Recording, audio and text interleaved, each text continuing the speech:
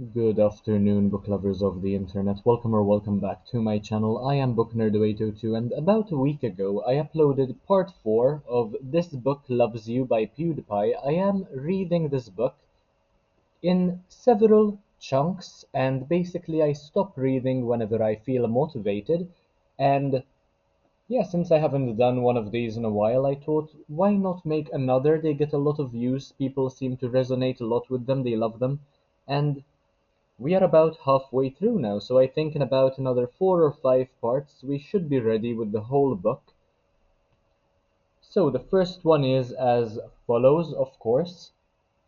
Face your problems unless your problem is your face, and in this case, this person is facing the problem anyway because she is covering her face, which is presumably the problem in this situation. It is insane how far a paper bag might take a person. Then we have Then you need a surgeon.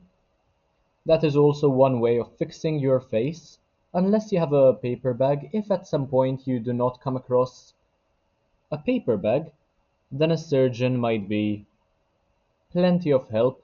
Of course, I do not have this problem myself, considering how much of a handsome guy I am. But yeah, if any of you watching feel the need to fix and to face the problem, then this advice you can certainly follow and thank PewDiePie for. Next we have PewDiePie making a teary-eyed face there. Don't cry over spilt milk, cry over how sad your life is. Seems like a reasonable approach, I suppose, but when people cry over spilt milk, apart from it being a metaphor, of course, it is because they are overwhelmed by many other um, unfortunate things going on in their lives. So yeah, I mean, at some point it will accumulate and people have to vent some way or another. And then we have this quote, Duck says, life without nipples would be pointless. Quite clever over there. And we have a mannequin as well. Mannequin with a mustache, I don't think I've ever seen one before. Then we have PewDiePie with his face covered and he's pointing a water gun towards his head. Of course that will do no real damage, you have to use the real thing.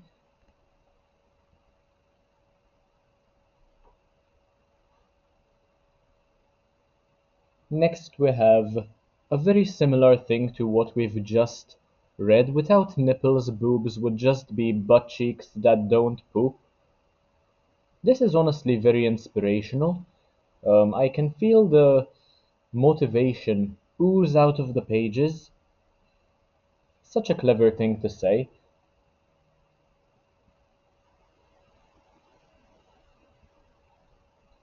Then we have a new flavor. Perhaps I should do a taste test of these at some point. Eyelids are a healthy snack too. I've never tried them before, but they certainly look tempting. Then we have resist eating your kids. They can do all your chores for you, says Duck.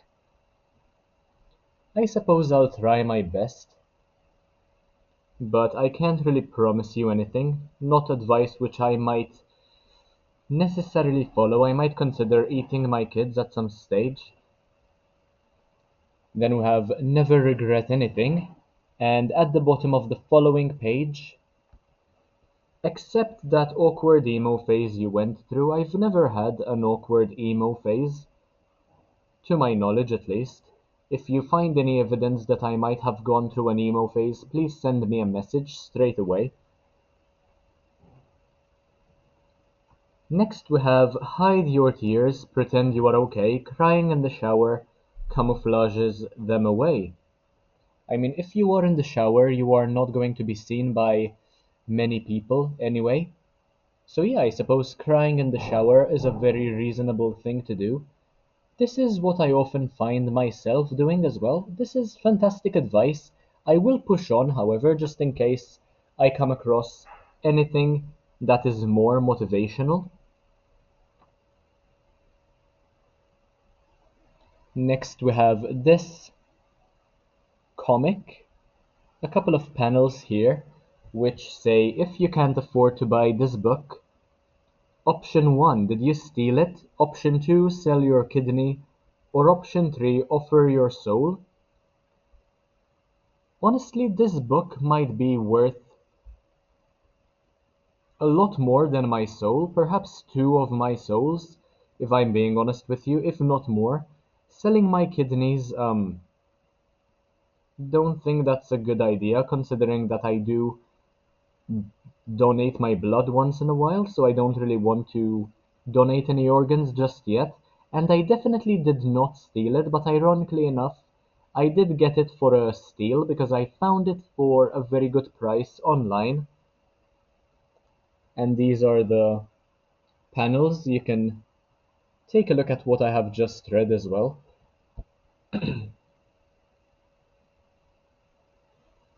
Next we have Don't be a salad, be the best goddamn broccoli you could ever be. I suppose there is some motivation to be taken out of this. Something along the lines of do not try to mix in with the herd, just be the best individual you can possibly be.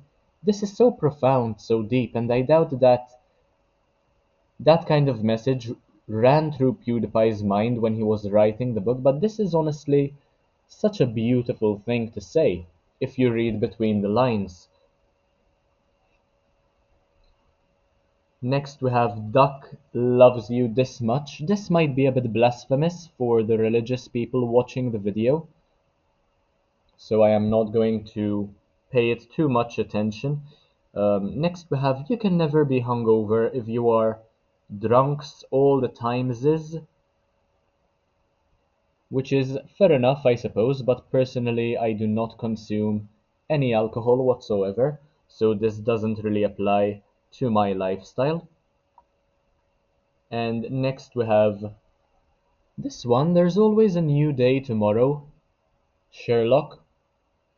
Quite motivational. In fact, I think I'm going to stop the video there because it's true. I mean, if you mess up today, you always have a tomorrow to look forward to, unless you die in your sleep or in some other tragic accident. But yeah, I mean, it's okay to mess up once in a while. You always have something to look forward to, basically. But yeah, I am going to stop there. Thank you to everybody who tuned in. If you enjoyed this video, make sure to leave a like, comment, share, subscribe. Take a look at the rest of my videos because why not? They are absolutely amazing. And I'll see you in the next one, hopefully very, very soon. Bye, guys.